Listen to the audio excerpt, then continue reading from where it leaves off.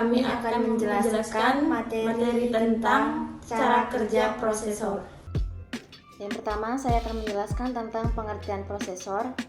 CPU atau Central Processing Unit atau prosesor adalah komponen berupa chip atau IC berbentuk persegi empat yang merupakan otak dan pengendali proses kinerja komputer dengan dibantu oleh komponen lainnya. Satuan kecepatan prosesor adalah megahertz atau 1000 MHz. Ukuran tersebut adalah hitungan kecepatan prosesor dalam mengelola data atau informasi. Kemudian ada bagian-bagian terpenting dalam prosesor adalah yang pertama ada ALU atau Arithmetic and Logical Unit. Tugas utama ALU adalah melakukan semua perhitungan aritmatika atau matematika yang terjadi sesuai dengan instruksi program. ALU melakukan semua operasi aritmatika dengan dasar penjumlahan sehingga sirkuit elektronik yang digunakan disebut adder.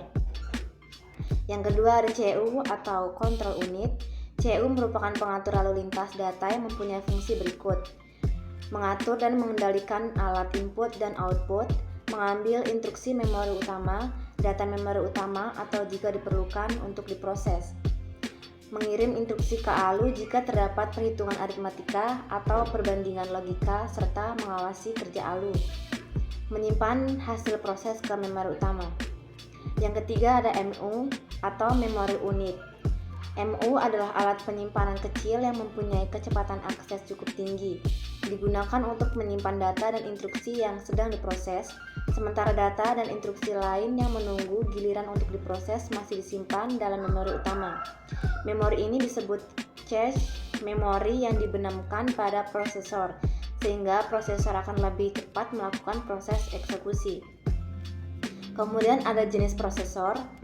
Ada dua produsen utama mikroprosesor komputer. Yang pertama AMD atau Advanced Micro Devices dan Intel memimpin pasar dalam hal kecepatan dan kualitas. Intel membuat Celeron M, Pentium M, dan prosesor Core mobil untuk notebook. Kemudian masuk di sejarah perkembangan mikroprosesor atau prosesor. Prosesor merupakan bagian sangat penting dari sebuah komputer yang berfungsi sebagai otak dari komputer. Tanpa prosesor, komputer hanyalah sebuah mesin yang tak bisa apa-apa. Perkembangan prosesor dari tahun ke tahun mengalami peningkatan yang begitu cepat.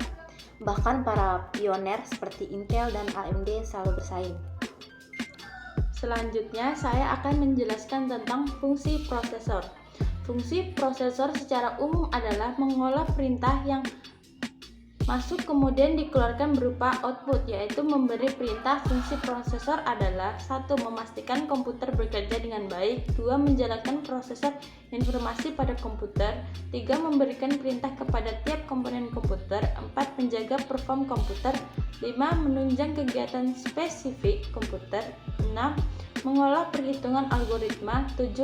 Menjaga stabilitas komponen komputer, 8. Mendukung kebutuhan spesifik komputer.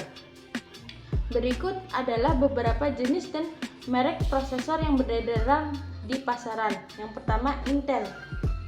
Prosesor Intel adalah prosesor paling populer dan banyak digunakan pada laptop atau komputer.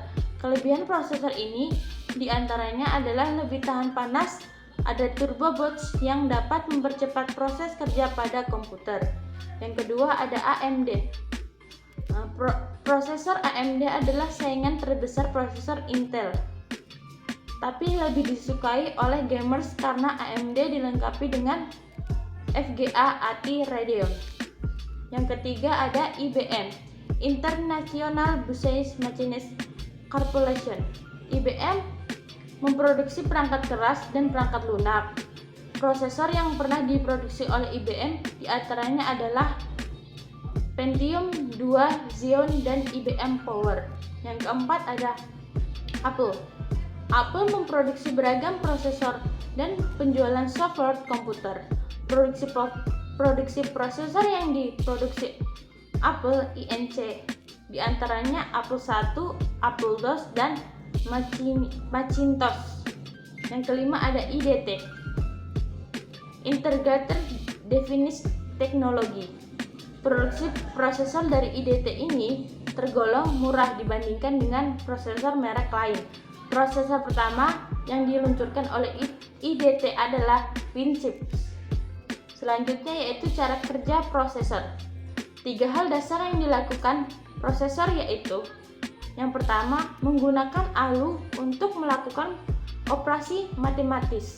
Kedua, memindahkan data dari satu lokasi memori ke lokasi lain. Yang ketiga, mengambil keputusan serta melompat ke instruksi lain. Prosesor akan menerima perintah masuk input dan keyboard, mouse atau penginput data lain yang terhubung dengan komputer.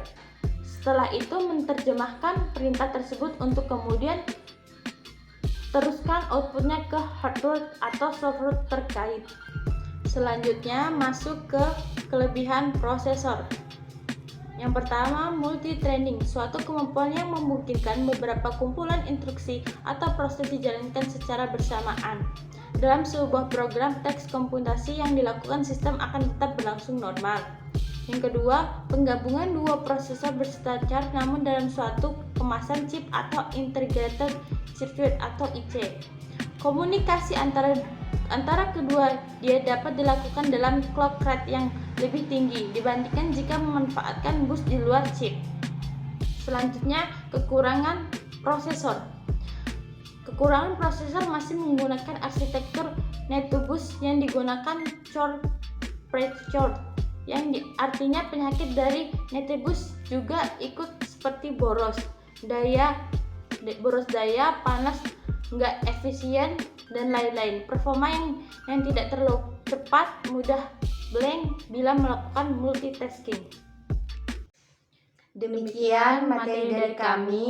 Jika ada salah kata, mohon maaf. Wassalamualaikum warahmatullahi wabarakatuh.